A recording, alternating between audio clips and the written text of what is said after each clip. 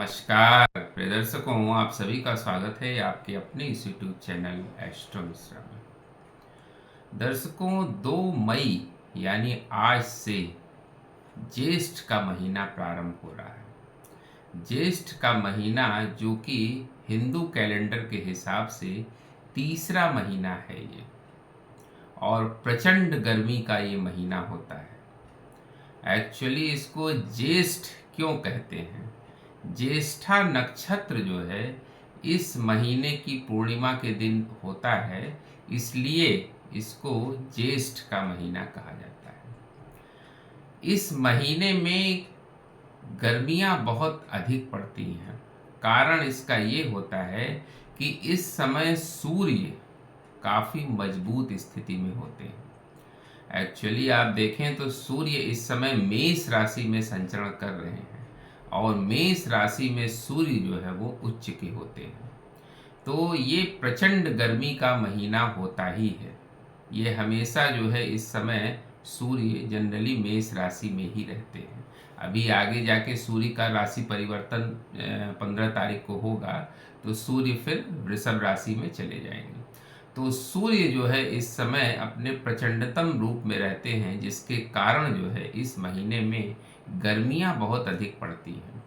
इसीलिए इस महीने में जल का संरक्षण करना, जल का दान करना, ये बताया गया है कि इस महीने में जल आप अधिक से अधिक बचाएं, जल का सही प्रयोग करें, प्यासे को पानी पिलाएं, तो इसका बड़ा पुण्य माना जाता है। एक्चुअली जल का दान करना इस महीने में बड़ा शुभ माना जाता है। लोग जगह जगह प्याऊ लगवाते हैं या मटके में भर कर पानी का दान करते हैं, तो ये बड़ा शुभ, बड़ा अच्छा माना जाता है, पुण्य कर्म माना जाता है। तो इस महीने में जल की बर्बादी बिल्कुल ना करें। और इस महीने में गर्मियाँ चूँकि बहुत अधिक होती हैं, इसलिए घर से बाहर जब भी निकलें तो बहुत कवर्ड करके अपने आप को निकलें, क्योंकि ये जो महीना है ये प्रचंड गर्मी का महीना है।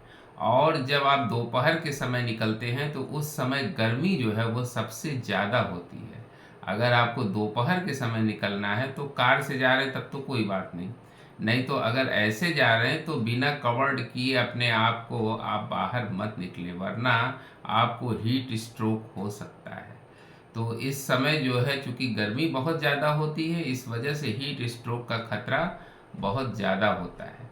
और पानी पर्याप्त मात्रा में पीकर ही निकलें। इस महीने में हरी सब्जियों का और रसदार फल, जल वाले फल इस समय ग्रहण करें तो बहुत अच्छा होगा। और लाइट फूड लें, बहुत ज़्यादा भारी खाना खाने से इस महीने में बचना चाहिए, क्योंकि पाचन तंत्र, गर्मियाँ चूँकि बहुत ज़्यादा होती हैं, इसलिए जो है पाचन तंत्र भी इस समय कमज़ोर हो जाता है। बहुत अगर स्पाइसी या गरिष्ठ भोजन आप करेंगे तो इससे आपको दिक्कत हो सकती है, पेट की समस्या हो सकती है।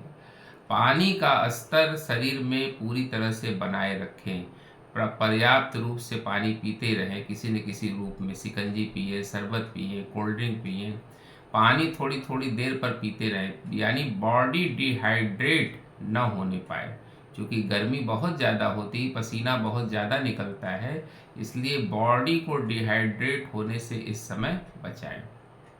तो ये जो ज्येष्ठ का महीना है, इस बार ज्येष्ठ का महीना 2 महीने का होने वाला है। यानी 2 मई से लेकर, यानी आज से ज्येष्ठ का महीना शुरू हो रहा है और ये 30 जून तक चलेगा। तो लगभग 2 महीने का ये जो ज्येष्ठ का महीना है। कारण क्या है कि इसमें अधिक मास लग रहा है। अधिक मास, जिसको हम मलमास भी कहते हैं या पुरुषोत्तम मास भी कहते हैं, तो इस महीने में इस बार जो है ज्येष्ठ के महीने में मलमास या अधिक मास लग रहा है, जिसके कारण ये महीना जो है वो 2 महीने का हो जाएगा। अब अधिक मास जो लग रहा है वो 17 मई से लग रहा है। 17 मई से लेकर और 15 जून तक अधिक मास रहेगा। तो इस बार जो है अधिक मास जब लगेगा 17 मई से 15 जून तक, तो इस समय मांगलिक कार्य बंद हो जाते हैं। इस समय सारे मांगलिक कार्य जो है वो बंद हो जाएंगे। यानी 17 मई के बाद जो है जो भौतिक जगत के जो भी कार्य हैं, मांगलिक कार्य, शुभ कार्य, यानी मुंडन है, विवाह है, जनेऊ है, ये सब जो शुभ कार्य हैं ये सब बंद हो जाएंगे। और ये जो पुरुषोत्तम मास होता है, अधिक मास, ये जप तप ध्यान इन चीज़ों के लिए बड़ा शुभ माना जाता है और बड़ा अच्छा माना जाता है। तो इस बार ज्येष्ठ के महीने में जो है वो अधिक मास आ रहा है और इसमें आप अगर जल का दान करें, जल का संरक्षण करें तो ये आपके लिए बड़ा ही शुभ होगा।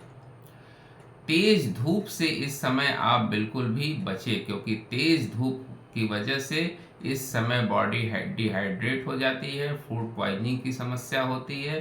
तो इससे आप पूरी तरह से बचें। हरी सब्जियों का प्रयोग करें, जल वाले फल का प्रयोग करें, नारियल है या तरबूज है, खरबूज है, इन चीज़ों का प्रयोग करें जिसमें जल की मात्रा अधिक होती है।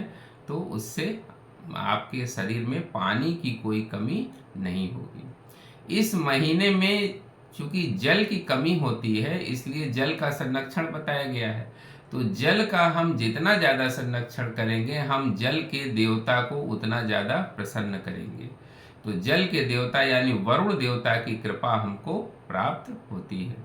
साथ ही साथ सूर्य की आराधना करना भी इस महीने में बहुत अच्छा माना जाता है। सूर्य की उपासना, सूर्य के मंत्र का जप करें तो ये बहुत अच्छा माना जाता है। प्रतिदिन भगवान सूर्य को सुबह के समय जल चढ़ाएं तो बहुत अच्छा होगा। वैसे सूर्य को जल चढ़ाना तो सबको चाहिए, प्रतिदिन चढ़ाना चाहिए, चाहे वो ज्येष्ठ का महीना हो या कोई भी महीना हो। लेकिन इस महीने में खास तौर से जो है सूर्य की उपासना करना बहुत अच्छा माना जाता है। तो जल की बर्बादी इस महीने में बिल्कुल भी ना करें, जल का दान करें, जल का सही उपयोग करें तो बहुत अच्छा रहेगा। लोगों को शीतलता पहुंचाने वाली चीज़ों का दान करें, जैसे एयर कंडीशनर हो गया, पंखा हो गया, कूलर हो गया, इन चीज़ों का अगर दान करें, अगर आप सक्षम हैं तो ये बहुत आपके लिए शुभ रहेगा और इसके बड़े शुभ रिजल्ट्स आपको मिलेंगे। लेकिन एक बात हम बार बार कह रहे हैं कि जल की बर्बादी इस महीने में बिल्कुल भी ना करें। जल की बर्बादी वैसे तो कभी भी नहीं करनी चाहिए, क्योंकि इससे चंद्रमा खराब होता है। अगर आप जल की बर्बादी करते हैं तो इससे चंद्रमा आपका जो है वो खराब हो जाएगा। लेकिन इस महीने में खास तौर से इस बात का ध्यान रखें। एक तरफ तो आप जो है पुण्य कर्म कर रहे हैं, दूसरी तरफ आप जल की बर्बादी कर रहे हैं, तो उसका कोई विशेष लाभ आपको नहीं मिलेगा। तो ज्येष्ठ का ये महीना जो है इस बार 2 महीने का होने वाला है और इसका पूरा पूरा लाभ आप जरूर उठाएं और इसमें क्या सावधानियां बरतनी है इसका भी आप विशेष पालन करें। उम्मीद करते हैं दर्शकों हमारा वीडियो आपको जरूर अच्छा लगा होगा। मिलते हैं आपसे अगले वीडियो में किसी नए विषय के साथ। तब तक के लिए हमें आज्ञा दीजिए। नमस्कार।